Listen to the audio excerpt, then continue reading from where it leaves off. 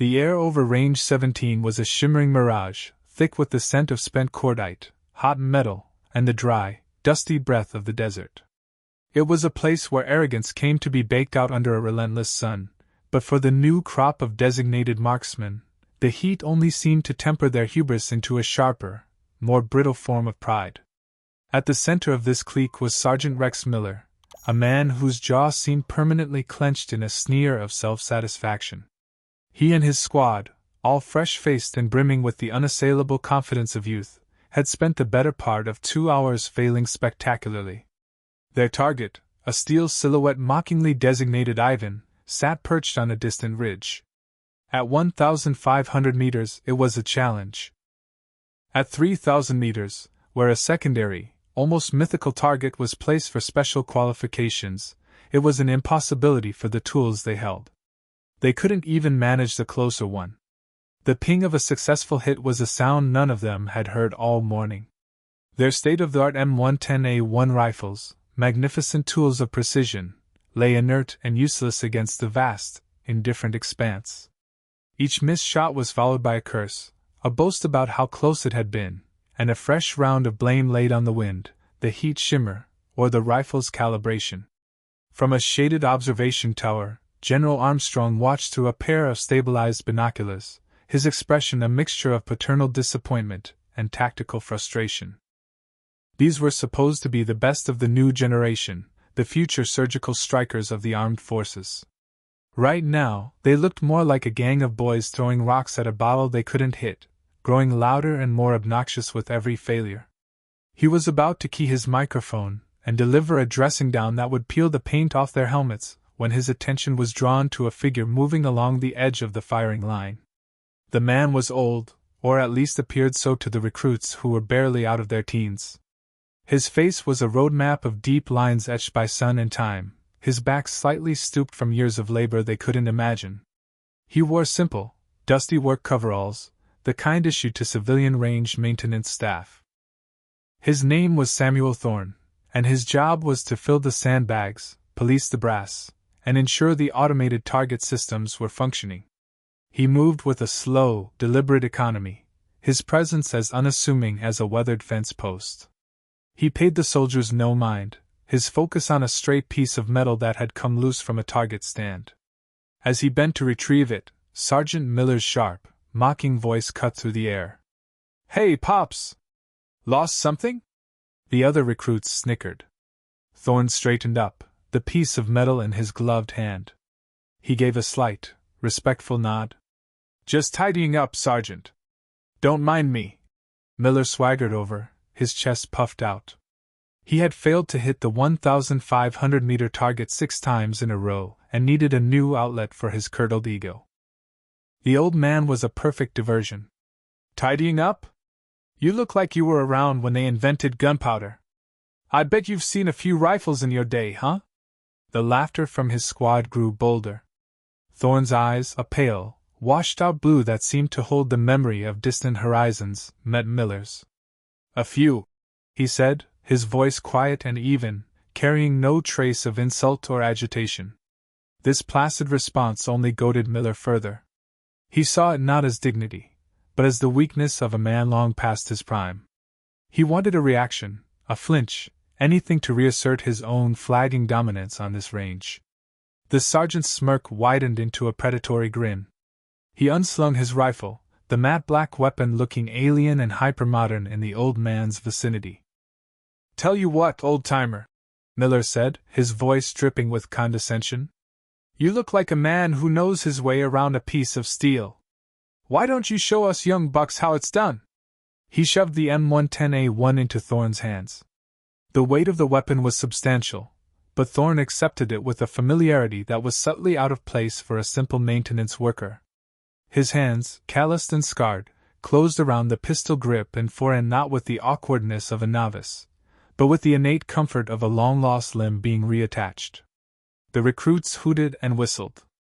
"Yeah, show us, Grandpa," one yelled. "Don't strain yourself," another called out. Miller leaned in close, his voice dropping to a conspiratorial, humiliating whisper. "See that target out there? The one we've been playing with? Just give it a try. Don't worry, we won't laugh much. He gestured vaguely toward the 1,500-meter silhouette. But as he spoke, his gaze drifted, almost unconsciously, to the other target. The impossible one. The tiny speck at 3,000 meters, a fool's errand. A glint of pure malice entered his eyes. Or hey, feeling lucky? Go for the big boy. Nail that, and I'll carry your tool bag for a year. The challenge hung in the air, thick and suffocating. It was a joke, a public shaming ritual. No one, not even Miller in his wildest fantasies, believed such a shot was possible with this rifle, this ammunition, under these conditions. It was a shot for a specialized 50 caliber weapon on a perfect day with a world-class sniper, not for a standard-issue 762 mm rifle in the hands of a groundskeeper. Thorne said nothing. He simply held the rifle, his thumb running over the cold steel of the receiver. In the observation tower, General Armstrong sighed, his finger hovering over the comms button again. This was unprofessional, a waste of time and ammunition. He was about to order Miller to cease his foolishness and get back to training. But he paused. Something in the old man's posture, in the way he held that weapon, stayed his hand. For a long moment, Samuel Thorne stood perfectly still, the jeers and laughter of the recruits washing over him like a tide he'd felt 1,000 times before. He looked from the rifle in his hands to the smirking face of Sergeant Miller, then his gaze traveled downrange. He didn't look at the 1,500-meter target. His eyes, clear and unnervingly focused, settled on the distant, shimmering speck that was the 3,000-meter plate. A flicker of something crossed his face, not anger, not embarrassment, but a profound, deep-seated weariness. It was the look of a man who had hoped he was done with this part of his life, but who understood that some lessons must be delivered personally. He gave a slow nod, not to Miller, but to himself. "All right," he said, his voice no louder than a murmur, yet it cut through the din with absolute finality. He turned to Miller. "I'll need 1 round." The sergeant's eyebrows shot up in mock surprise. "Just 1? Feeling confident, are we? Boys, get the man around. The master is about to perform." A recruit fumbled in his pouch and handed a single 762 by 51 mm M118 LR cartridge to Thorne. The old man took it, his fingers gently rotating the brass casing, feeling its weight and balance. His quiet acceptance, and the sheer absurdity of his focus on the farther target began to sober some of the younger soldiers. Their laughter became more uncertain, their bravado giving way to a nervous curiosity. Miller, however, doubled down. "Make sure you aim high. Pop, gravity's a tough one at your age." Thorne ignored him. He was no longer in their world. He was entering a different space, a mental landscape he hadn't visited in years. A place of pure mathematics, instinct, and stillness. It was a cold, lonely place, but it was home. Thorne didn't use the padded shooting bench Miller and his team had been using. He dismissed it with a glance. Instead, he walked a few paces to a clear patch of ground and, with a single, fluid motion that defied his age, lowered himself into the prone position. The movement was a masterpiece of efficiency, every part of his body settling into the earth, as if taking root. He was no longer an old man in coveralls. He was a limpet on a rock, a part of the terrain.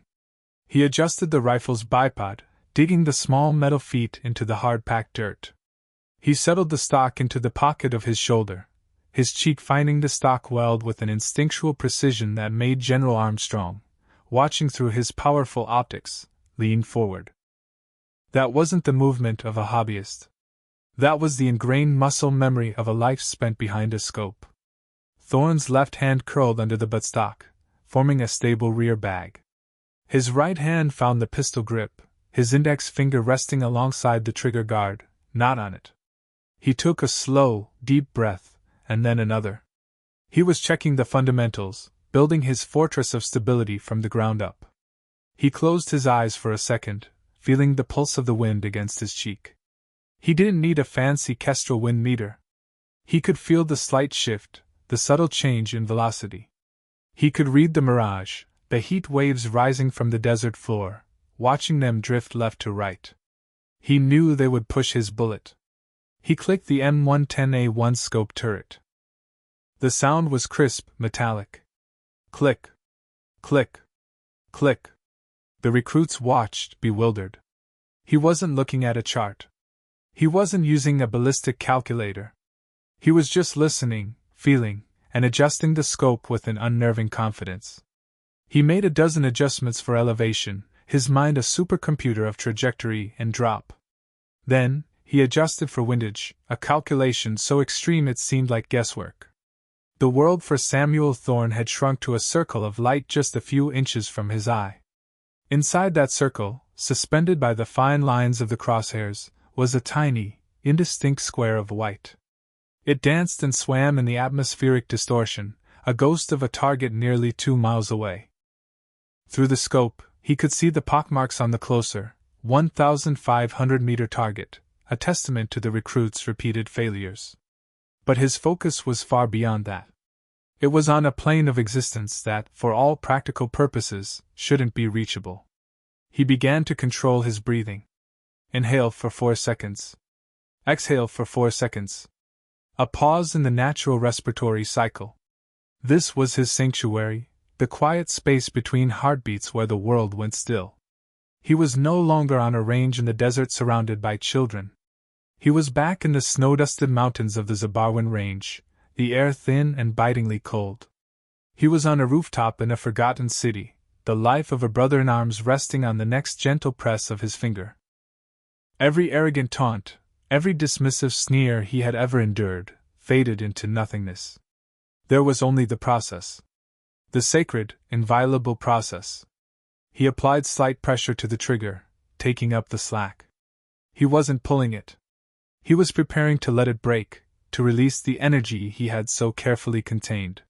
He shifted his aim, not at the target, but high above it and to the left, a patch of empty blue sky. The recruits saw this and a few snickered again, assuming he was so disoriented he was aiming at clouds. Miller whispered, "He's lost it." But General Armstrong knew what he was seeing. It was Kentucky windage on a biblical scale. An intuitive, almost supernatural act of compensation for a bullet that would be in the air for over 6 seconds, a tiny vessel on a long and treacherous voyage. The moment came. In the quiet space after an exhale, his body perfectly still, his mind utterly clear, Samuel Thorne's finger completed its journey. There was no jerk, no flinch. The trigger broke with the clean snap of a tiny glass rod. The rifle roared to life, a contained explosion of violent force that slammed the buttstock into his shoulder. For an instant, the world through his scope was a blur of recoil. But his form was perfect. He absorbed the energy, his body a rigid yet yielding platform, and as the sight picture settled, he was already back on target, watching.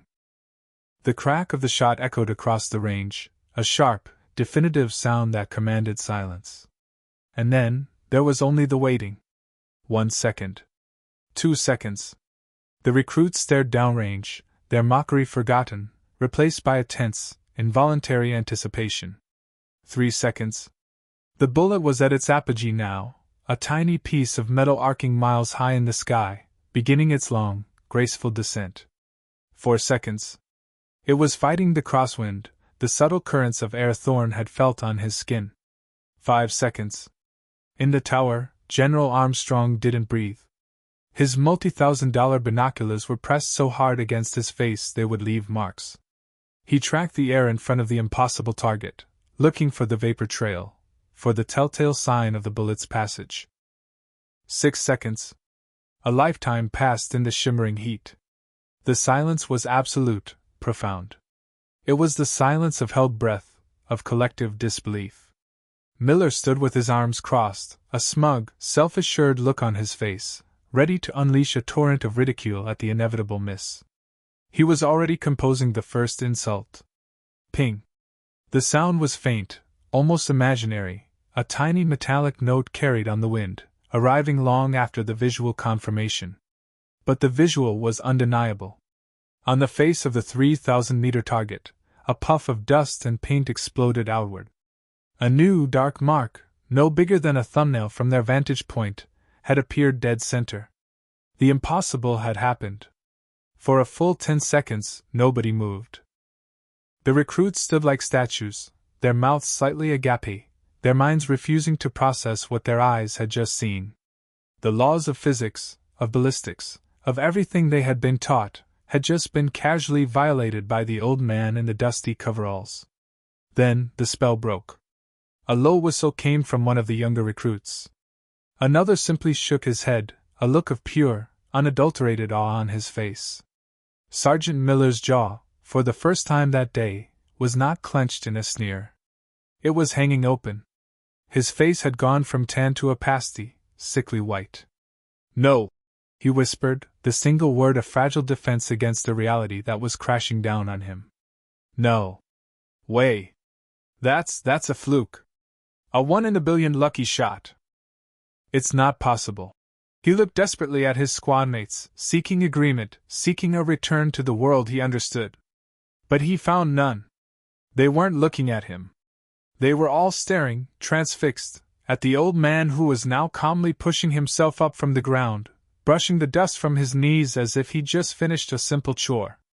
In the tower, General Armstrong slowly, deliberately, lowered his binoculars. His face was a mask of granite, but his eyes blazed with a light that had not been there moments before. It was the look of a man who had not just witnessed a miracle, but had just solved a mystery that had haunted the highest echelons of command for over a decade. The heavy door of the observation tower scraped open, and General Armstrong descended the metal steps. His boots made no sound on the dusty ground as he walked onto the firing line. The recruits saw him coming and snapped to a rigid, terrified attention, their previous horseplay vanishing under the cold weight of his gaze. The general didn't even glance at them. His eyes were locked on one man. He walked past Sergeant Miller as if the NCO were a ghost, his presence utterly insignificant. He stopped directly in front of Samuel Thorne, who was in the process of handing the M110A1 back to a shell-shocked recruit. Thorne looked up and met the general's eyes, a flicker of recognition, and perhaps resignation, in his own. The two men stood for a moment in silence, a universe of unspoken understanding passing between them. The general's voice, when he finally spoke, was low, stripped of all rank and authority, filled only with a profound, almost reverent awe. He didn't ask how Thorne made the shot. He didn't ask about the wind or the elevation.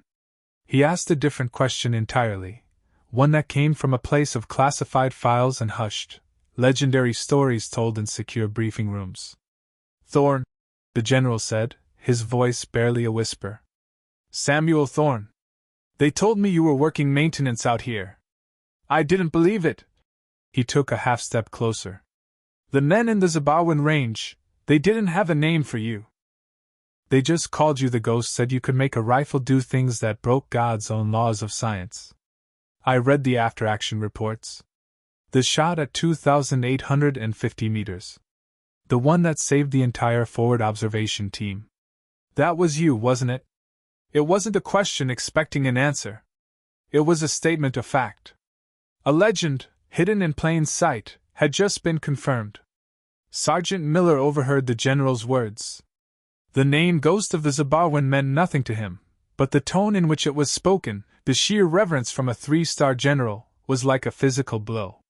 The blood drained from his face, and a cold sweat broke out on his brow.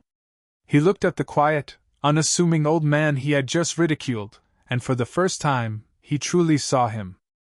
He saw the lifetime of discipline etched into his posture, the chilling focus in his pale blue eyes, the quiet power that had no need for boasts or bluster. He had not just insulted a maintenance worker, he had mocked a living deity of his own profession. The full, crushing weight of his arrogance, his ignorance, his utter, monumental foolishness, crashed down upon him. He felt smaller than the spent brass casing at his feet. General Armstrong finally turned his attention to Miller. The shift in his demeanor was terrifying. The awe vanished, replaced by an arctic coldness that promised swift and terrible consequences. "Sergeant Miller," the general said, his voice now flat and dangerously calm. "You have a choice. You can pack your bags for a transfer to the most remote weather station in Thule, Greenland, where you will spend the next 3 years counting snowflakes. Or you can request a discharge. In either case, your career as a designated marksman, and indeed as a leader of any kind, is over. Effective immediately. Miller's mouth opened and closed, but no sound came out. He simply nodded, his entire world collapsing in a silent, humiliating implosion. The general then addressed the rest of the stunned recruits. This man, he said, gesturing to Thorn, forgot more about marksmanship before you were born than you will ever learn. You had a living legend in your presence, and you treated him with disrespect. Let this be the most important lesson you ever learn on a firing range. True competence is quiet. Arrogance is loud. Remember what you saw here today. Remember it every time you think you're better than the man standing next to you. He turned back to Thorn, his expression softening once more. It's an honor, Master Sergeant Thorn. An honor. Thorn simply gave a slight, humble nod. He took the rifle from the frozen recruit and handed it back to the disgraced Miller. His voice was gentle, without a trace of triumph. It's a fine weapon, Sergeant, he said softly. But it's not about the rifle. It never is. With that, Samuel Thorn turned and walked away, his job done, his quiet dignity intact, leaving behind a legacy reborn and a silence more profound than the loudest gunshot. On the distant ridge, the small, dark mark on the steel target gleamed under the desert sun, a permanent monument to the quiet master who had put it there.